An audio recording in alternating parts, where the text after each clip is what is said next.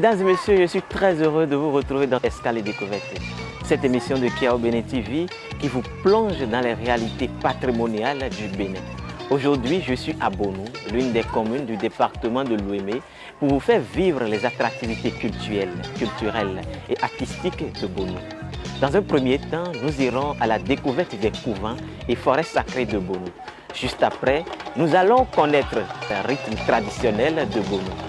Et tenez-vous tranquille, la reine nous invite dans son palais pour nous faire découvrir la spécialité gastronomique de Bonou. Bienvenue chez vous, bienvenue à Bonou, terre des dompteurs de buffles et de panthères. Prenez du plaisir.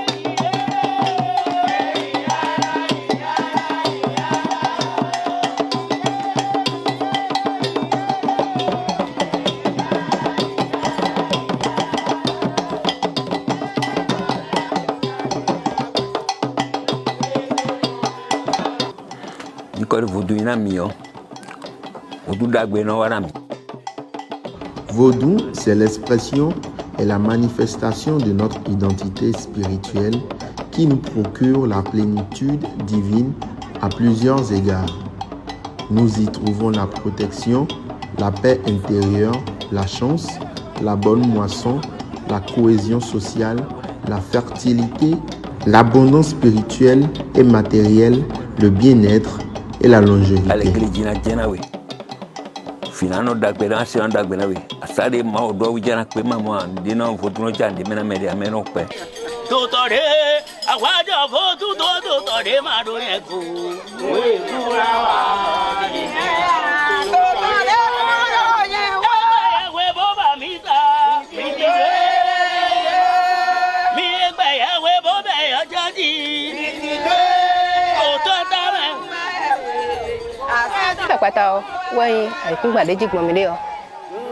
La divinité Sakpata est un principe divin, incarnation de la planète Terre.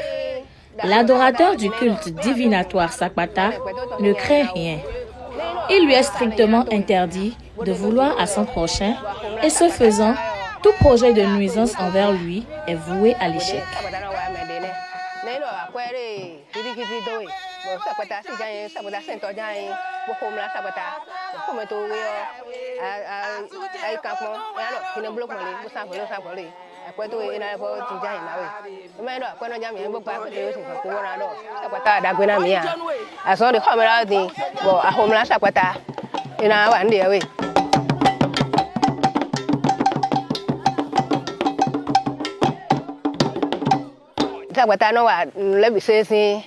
Sakpata est une divinité qui vous assure le bien-être et vous éloigne des problèmes de santé si elle est vénérée dans la stricte observation de ses principes. Sakpata, Dieu de la terre, n'est pas la seule divinité existante à Bonou. Dans cette commune, on trouve aussi le Kpevo, une divinité de paix et de bienveillance.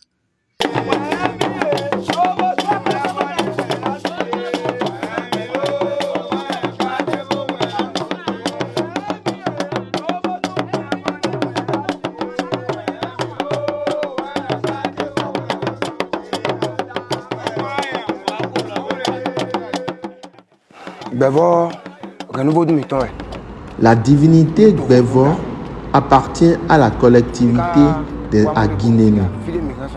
C'est une divinité dont les services sont sollicités par une bonne partie de la population de la commune de Bonou.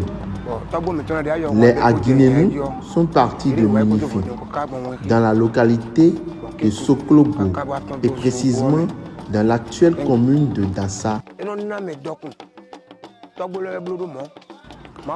La divinité Gbevor vous assure la sécurité et la protection. Elle vous sauve des difficultés de toute nature. La divinité Gbevor n'accepte jamais les sollicitations contraires à la plénitude de l'humain. Votre part de bénédiction que vous recevez de la divinité Gbevor est conditionnée par vos conduites vis-à-vis de la divinité.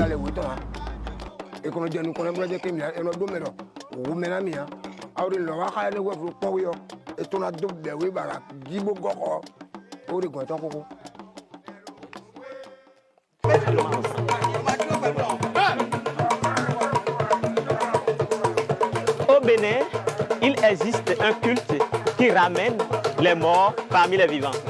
Ce culte n'est rien d'autre que Egou ou Kouvito si vous êtes locuteur de langue Fongbe.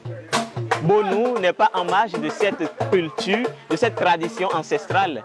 Ici, nous sommes à Afamé, à Avironto, pour vous offrir un petit spectacle. Regardez-vous.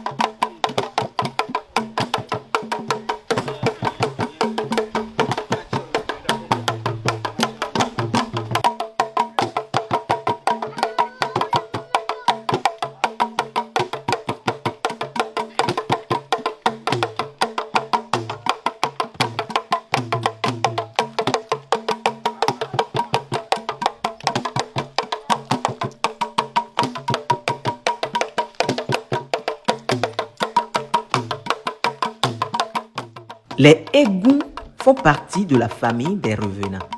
Ils symbolisent le retour de l'esprit d'un mort pour se manifester aux vivants.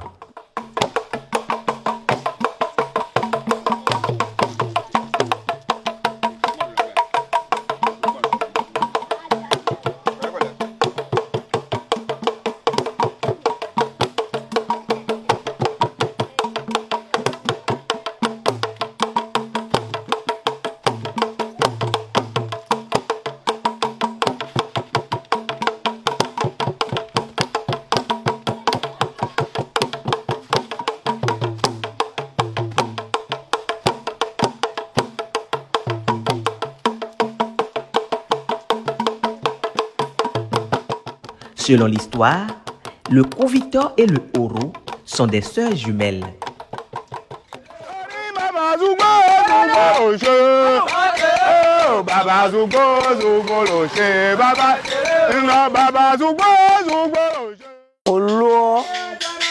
La divinité Oro est d'origine Yoruba.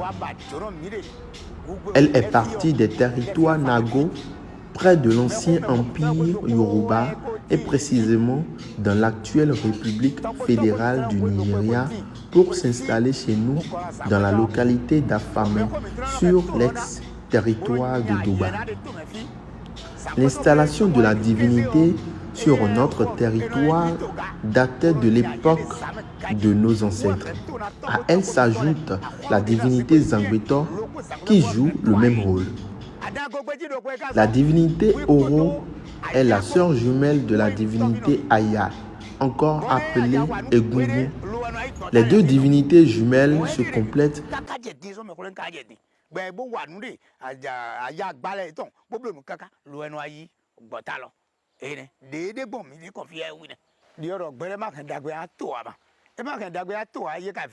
La divinité Oro assure une bonté aux aspects multiples aux habitants. Elle porte assistance aux femmes enceintes en difficulté d'accouchement. La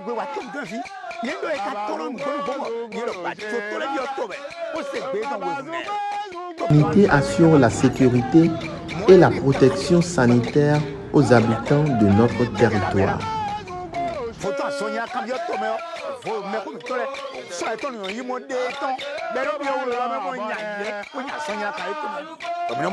En quête de protection, nos aïeux font souvent recours à des connaissances mystérieuses. Et c'est ce qui s'est passé ici à Goa, où le chef de la collectivité, Zukunu, a érigé une divinité pour protéger ses enfants. Cette divinité n'est rien d'autre que Koton-Menon. Nous allons à Koton-Menon-Ronto pour avoir un entretien avec les Karans de la tradition, les chefs, les sages de ce couvent, afin de connaître l'univers de cette divinité qui protège. Suivez-moi.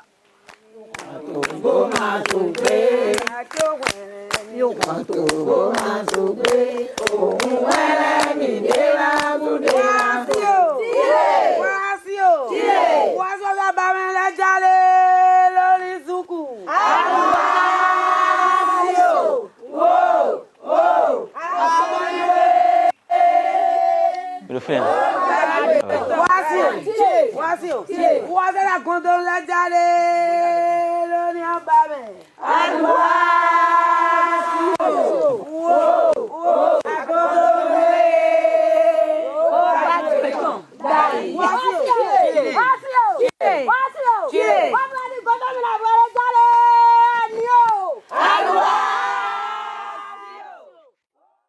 Eh bien, nous voici à Koton-Menon-Ronto, au seuil de la divinité Koton-Menon.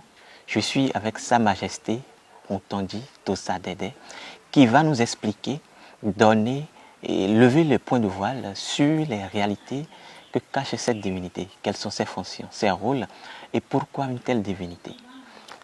Bonjour Sa Majesté. Bonjour. Alors, quel est le rôle de la divinité Koton-Menon? La divinité Koton-Menon est une divinité qui se trouve en première ligne dans l'espace culturel et cultuel dans la commune de Bono. C'est une divinité détentrice de plusieurs armes de plénitude divine. Alors, pour la divinité Koton-Menon, quels sont les interdits? Quand une naissance est enregistrée chez les Zukunu, il faudra attendre l'apparition de la prochaine lune pour accéder à la concession de la mère de l'enfant. Il est interdit aux Zukunu de manger du légume appelé agoué et du poisson appelé agban. Quand les Zukunu enregistrent un décès, les dignitaires de toute catégorie doivent observer 7 jours de non-fréquentation de Koton-Menon.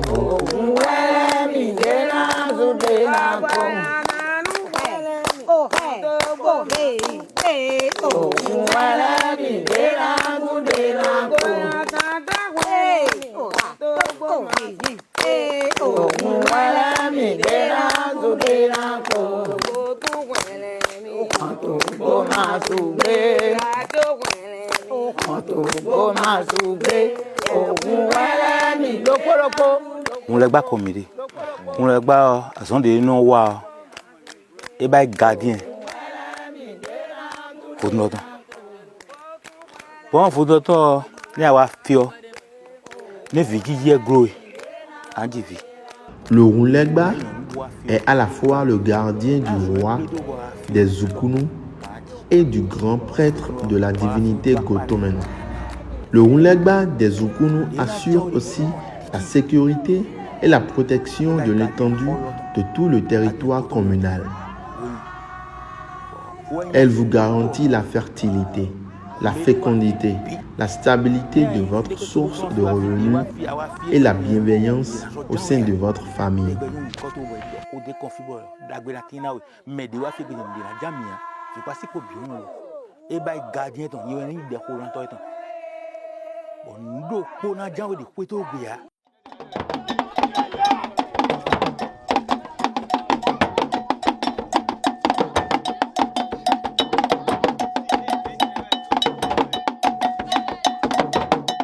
L'une des richesses patrimoniales de Bonou, ce sont les rythmes traditionnels qui s'y jouent. Nous serpentons le principal artère de la ville pour aller à la rencontre du Sato, un rythme funéraire et sacré.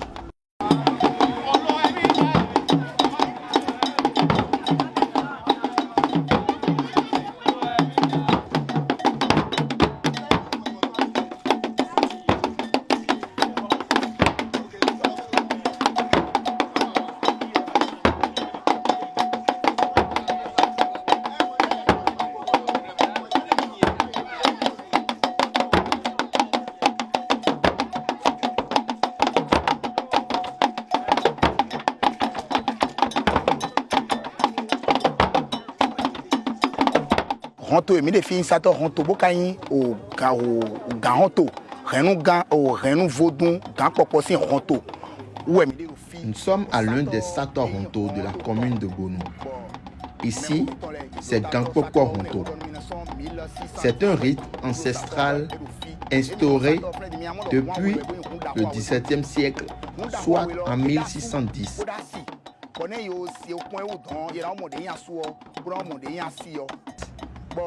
Il s'agit de deux grands tam-tams, le mâle et la femelle, avec des hiéroglyphes particulièrement distincts qui représentent les cultes divinatoires de la collectivité. À ces écritures s'ajoutent les signes divinatoires de Fa qui traduisent la réalité et l'expression des us et coutumes de la collectivité des Solim.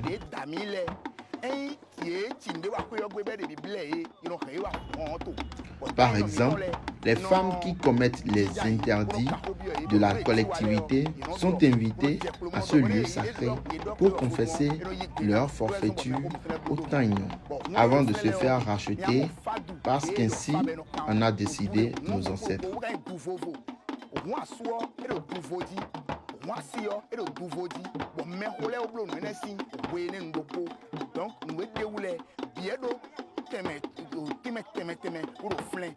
Découvrir Bonou, c'est aussi connaître sa spécialité gastronomique. À Bonou, les plats sont multiples et diverses. Ils varient entre la pâte de maïs avec de la sauce graine à aboté, un gâteau fait à base du manioc. Dans son majestueux palais, la reine nous invite à la découverte de l'un des délices de cette ville. Mais avant, il est impératif de s'incliner devant sa majesté.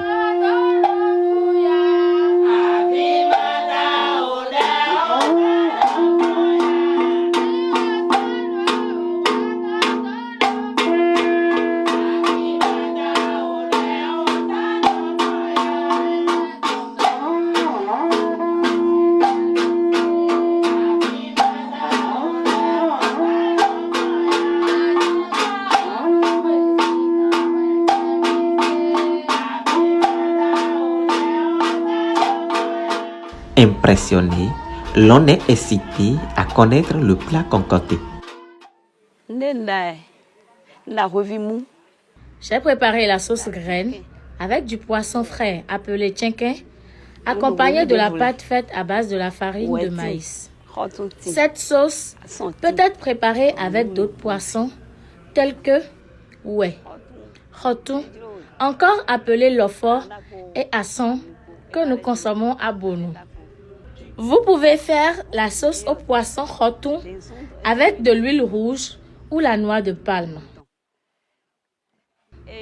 Ce pain s'appelle abodé, fait à base du manioc, qu'on prend avec du klikli ou tcheouli et ou avec agon.